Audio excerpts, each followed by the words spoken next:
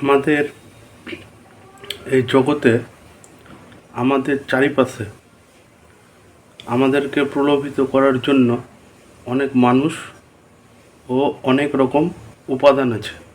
এই প্রলোভন থেকে নিজের মনকে সবসময় সংযত রাখতে হবে, নইলে জীবনে সামান্য ভুলের জন্য সারা জীবন অনুতাপ করতে হতে পারে।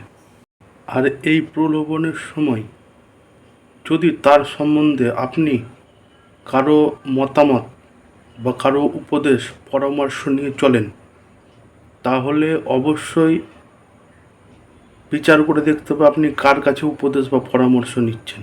কারণ সঠিক পথে পরিচালিত করার জন্য এই সমাজে খুব অল্প সংখ্যক মানুষই পাবেন, পেয়ে তাদের অমর্যাদা করবেন না। আমাদের গুরুজনরা একটি প্রচলিত কথা বলতেন, ভাবিয়া করিও কাজ, করিয়া ভাবিও না।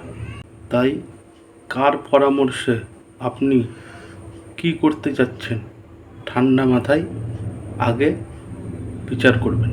আর আপনার পরামর্শদাতাটি কেমন সেটি অবশ্যই দেখবেন। কারণ পাণ্ডবরা পরামর্শ নিয়েছিলেন শ্রীকৃষ্ণের কাছে, আর কৌরবরা নিয়েছিলেন মামা শকুনির কাছে। পরিণাম আপনারা সবাই জানেন। শুভরাত্রি, ভালো থাকবেন। জয় মা তারা। যাদের আপন আপন তারাই হবে পর, সময় থাকতে ভক্তি হবে দয়াল নামটি ধর, তুই দয়াল নামটি ধর। টাকা পয়সা জমিদারি